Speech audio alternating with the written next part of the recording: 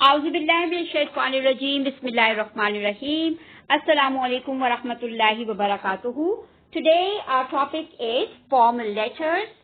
There are two types of letters, formal letters and informal letters. Informal letters are written to your relatives, your parents, your friends, cousins, and people like that who are familiar to you and you are familiar to them. Formal letters are written to organizations, to newspapers.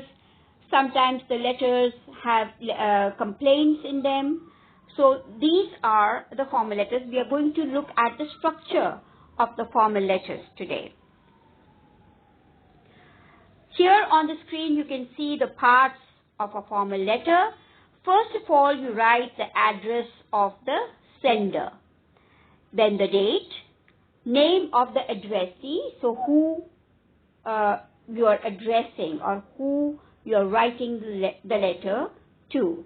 Sometimes you just write the position or the office the person holds, then the address of the addressee or the person's or affiliation, so to which organization the addressee belongs to and the name of the city.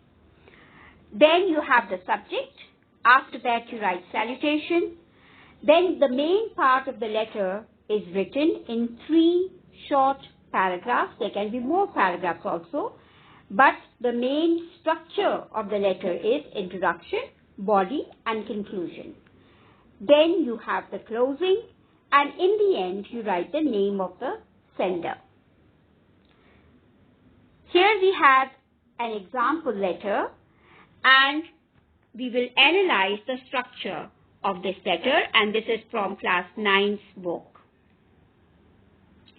First we have the date, and you can see that over here in this particular letter the address of the sender is missing. So it means that it is possible that you sometimes omit the address of the sender.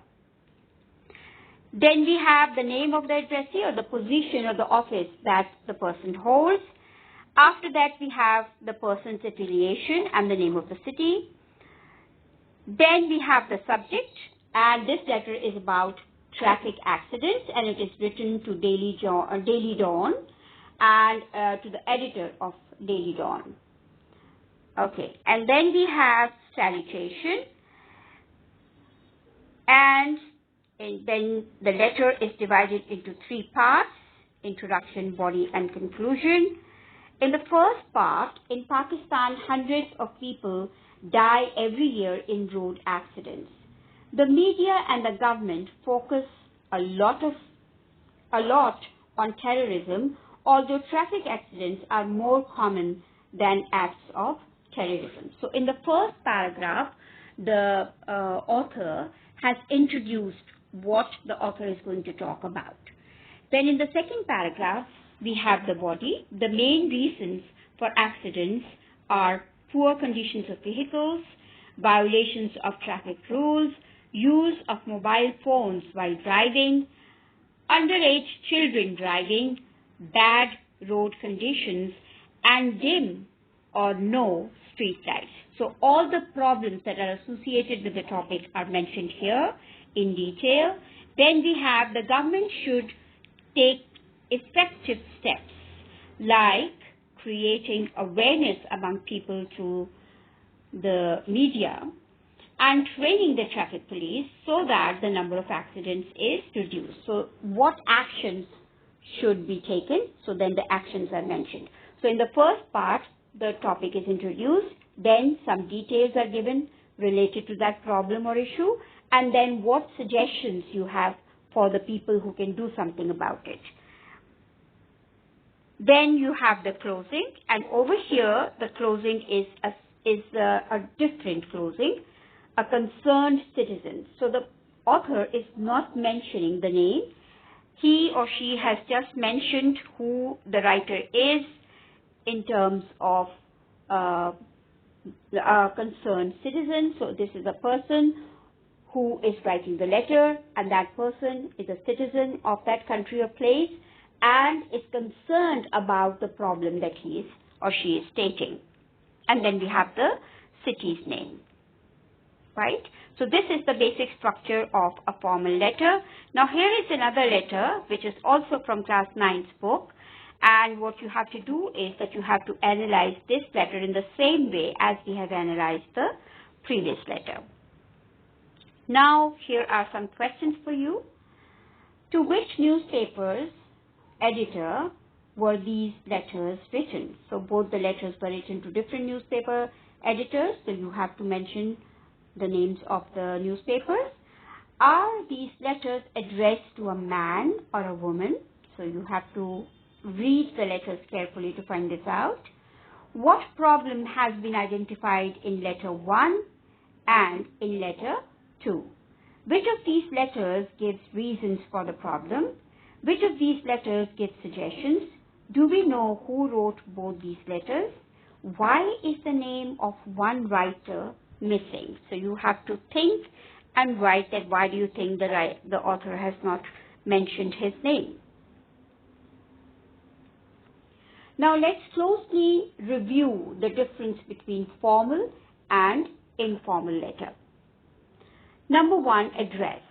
In formal letters, senders and the addressees' addresses are written, but in our examples we see that they can sometimes be omitted.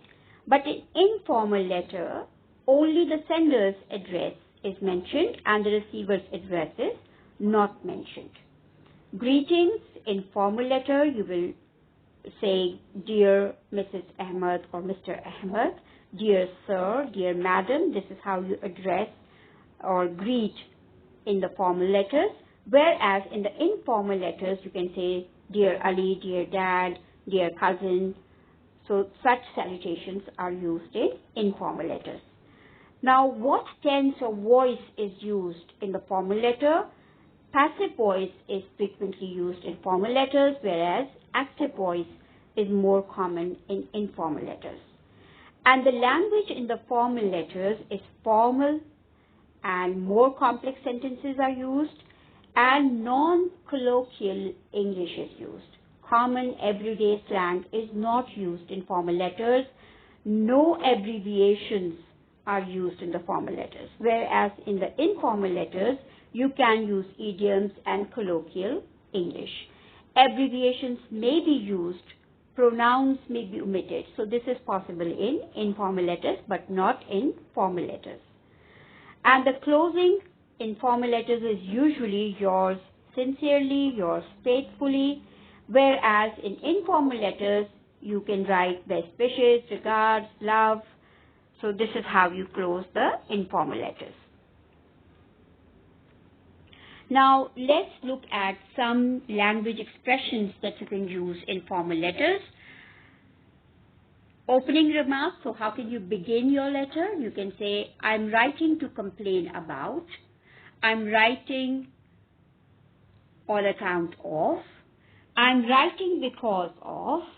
I'm writing or on the subject of. Right? So this is how you can begin. I'm writing to express my strong dissatisfaction with. I'm afraid to say I have numbers of complaints about. I regret to tell you I was very disappointed with. I feel I must protest, complain about. Now, useful phrases that you can use in your formal letters to make matters worse when you are saying that this is bad and this is even worse. I was very disappointed to find that. I would be grateful if you could. I should have been informed that the first problem was, another problem was, the most visible problem was. I hope you will understand that I was very dissatisfied. I believe you can appreciate how disappointed I was when. The linking words that you can use can be even though, however, furthermore, firstly, finally, etc. Closing remarks. I would therefore be grateful if you could give me a full refund. I'm not satisfied with. I trust the situation will improve. I hope the matter will be resolved. I look forward to hearing from you in your earliest convenience to offer me a complete refund. I feel I'm entitled to a partial refund in addition to an apology for the inconvenience caused. I hope that I will not be forced to take further action as taking the case to court. I look forward to receiving a prompt reply. Now here is a task for you, and you have to work alone at home, but if you come back to school, then you can work in pairs as well. What you have to do is that you have to first brainstorm for ideas, select a problem, issue that you want to write the letter about, then brainstorm for ideas, select the ideas to be covered in the letter, decide the name of the newspaper and the gender of the editor, state the problem in paragraph number 1, list the possible reasons for the problem in paragraph 2, give ideas, opinions, suggestions to the concerned body in paragraph number 3. Use the appropriate format, layout, vocabulary, and tone. Edit to check for points C to G stated above. These are the references. That's all for today. Jazakallah. Allah Hafiz. See you next time.